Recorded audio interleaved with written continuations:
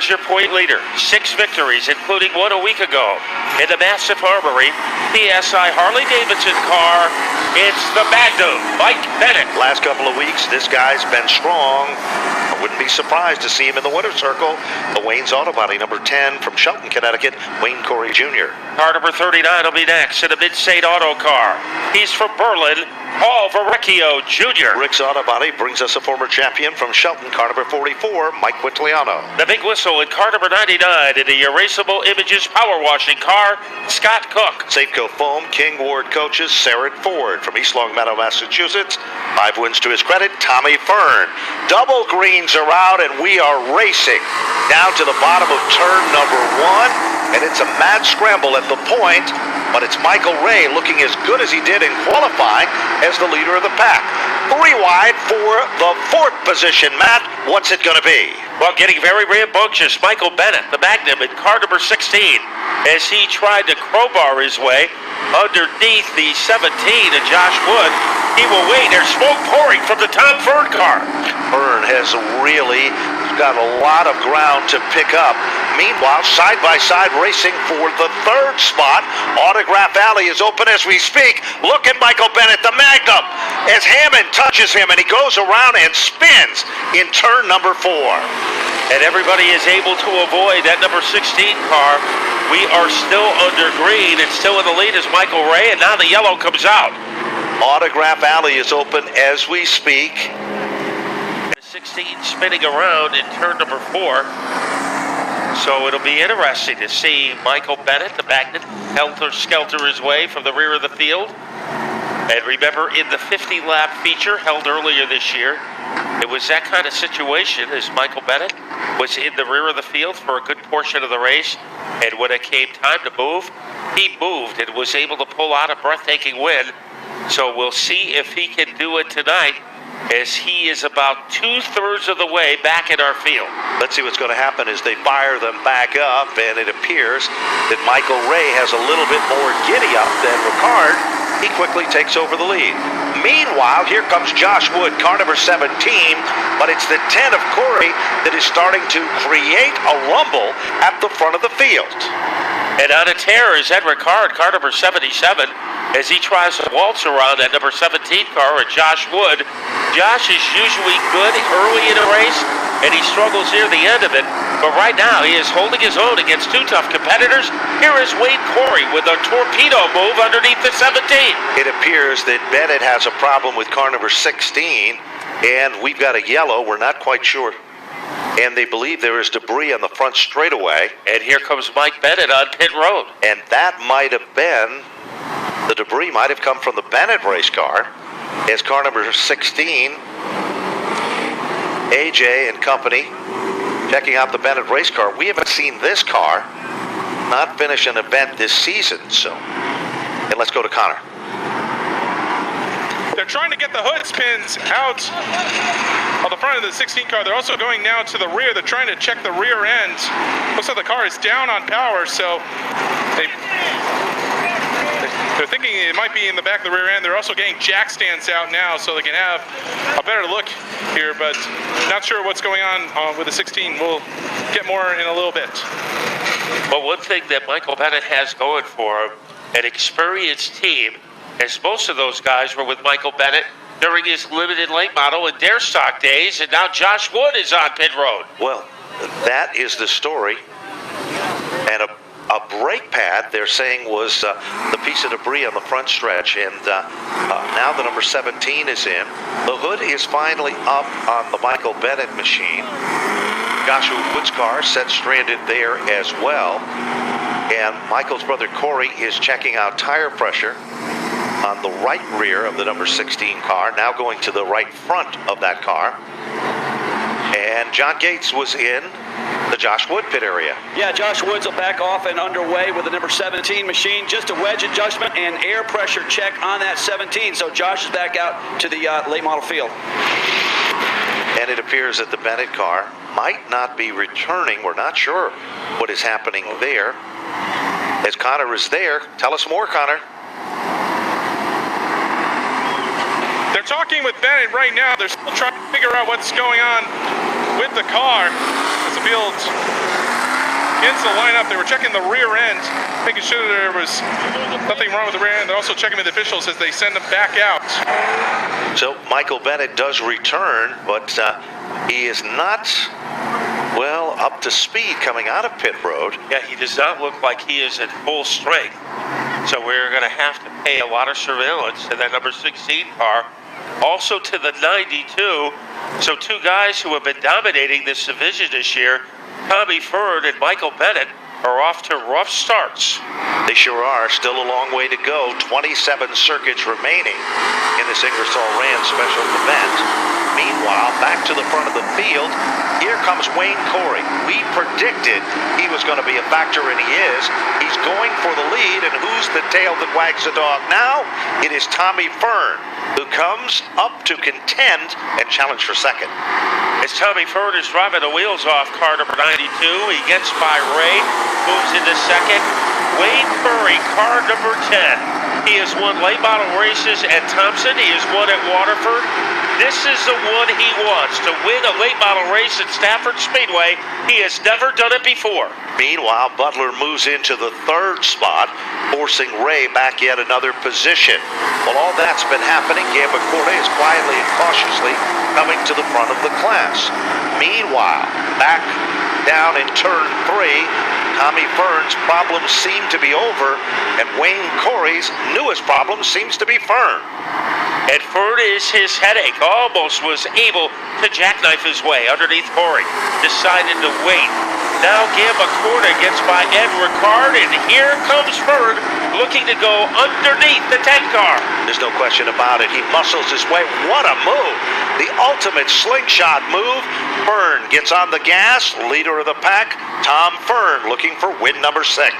Boy, it looked like Fern was fired from a cannon that time as he was able to erupt underneath the 10 car. Tommy Butler looking for his second win of the year. He is running a strong third. And then it's Michael Ray continuing to hang out with the big boys. And Michael Bennett, he is running at the tail end of the field in car number 16. They come back to the line. Here comes Josh Wood. He's, well, coming to the front of the field as well. He's already up to the 6th position after pitting early with some type of mechanical problem as well. Then Mike Quintiliano battles with the number 99 of Scott Cook. That's a good side-by-side battle. And Rich Heyman is just in front of Bennett. And now here comes Rich Heyman trying to make the same move, and he doesn't. Keep your eyes on the leader, the Tom Fern race car, because we are seeing a possibility of some smoke coming from beneath car number 92. We'll watch it down into turn number 3, and there's that puff of smoke. We're not sure of how severe it might be, but Fern is still guarding the lead as Wayne Corey's still setting in second. Butler is still in third. Ray still sets in the 4th spot. Boy, he still has plenty of napalm, however, in that number 92 car, as he has a comfortable lead over Wayne Corey. A little deeper in the field, Michael Bennett was able to get by Scott Cook, so he picks up 1 position. Remember, he still has a long way to go, but right now it looks like that car is a little impoverished, not what we are used to seeing from the 16 team. Certainly is not. Leader still remains Fern, and even though that car pumps just a bit, it is still running very strong. Meanwhile, back off turn number 4, Wayne Corey still trying to close up that gap ever so slightly. 11, make it 12 of 30 are now into the record books as things are starting to settle in this Ingersoll Rand special event for the late model competitors. And on that lap, the smoke coming from the 92 car got a little more noticeable. You can really see it when he is in turn number 3.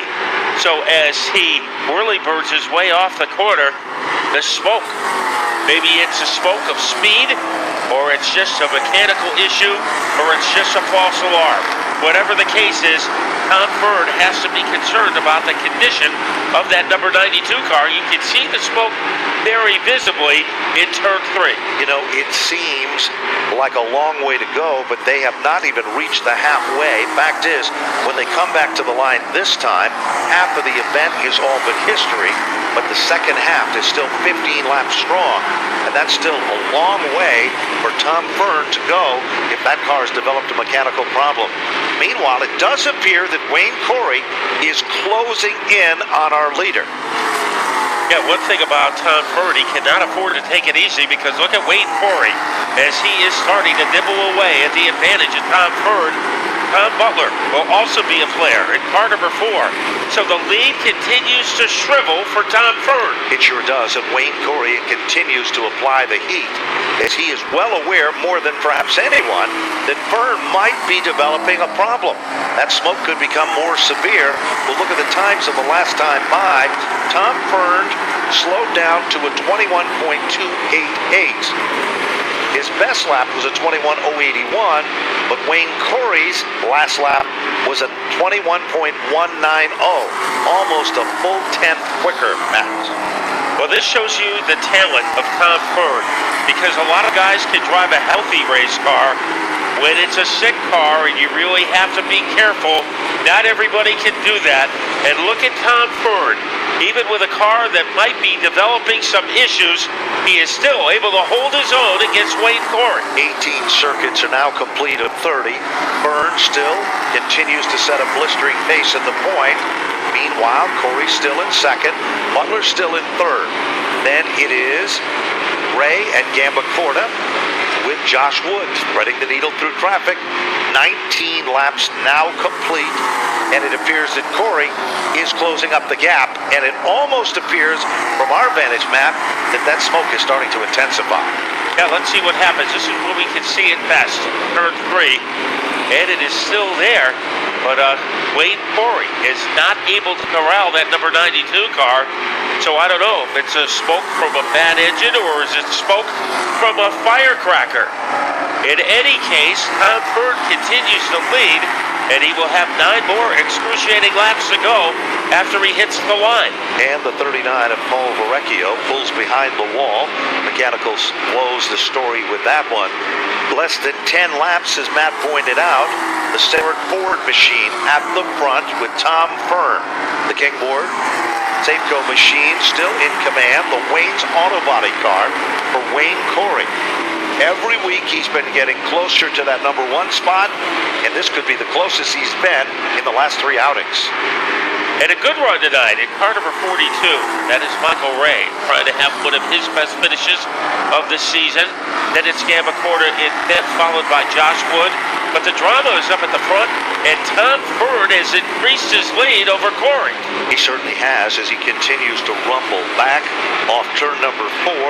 Fern has still got the lead, and there's less than 7 circuits to go. 3.5 miles is all that's left in this one. And we'll see if Wayne Corey was saving anything for the stretch run against Tom Ford as he is nursing that number 92 car. As this might be one of the most impressive feats of driving this year for Tommy Ford, because there are obviously issues in that number 92 car, and you would never know it by the way Tom Ford is driving it. He certainly is. He's in a zone of his own at the front of the field. This time when they come off turn number 4, they're going to get the high 5, indicating 5 circuits remaining. If Wayne Corey has been saving anything, he's got to show it now, because Tom Fern knows he has a problem. I'm sure his spotters told him, but Fern is checking those gauges, and at this point, Matt, he's probably hearing all those imaginary noises that a driver doesn't want to hear. And one that isn't imaginary, and that's from the guy behind him, Wayne Corey. Wayne Corey, a pretty smart customer. He has been known to save his speed for the end of the race, so it's a chess match with Tommy Ford in front and Wayne Corey. It is getting to be desperation time for the driver of car number 10. There's no question about it. He reels him in. They come off turn number 4. This time, when they come to the stripe, lap number 27 will click off. 1.5 miles left in this one. Fern still continuing to set a blistering pace at the point, at about the same margin between first and second, has been there since about the halfway point. Will Wayne Corey be able to move in to make the final strike? Boy, it's almost like Tom Ford has a tea kettle on the back bumper. as the smoke continues to clear. Not as much as it was about on lap number 15, so it has died down in intensity a little bit. Speaking of intensity, here is Wayne Corey. He is running out of time, running out of laps. When they hit the line, we will be down to one more time around. Final circuit. Byrne looking for his 6th win of 2015. Setting the pace. Wayne Corey running at his tire tracks.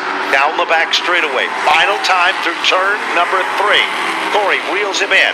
Lapped automobile is Cook. Byrne is still the leader. The gap is closed. Off turn number 4. It is Tom Byrne to take down the victory. Wayne Corey to finish in 2nd. Tommy Butler to finish in the 3rd spot. 4th position goes to Michael Ray. Kevin Gilbacorta to finish in 5, and Josh Wood to finish in 6.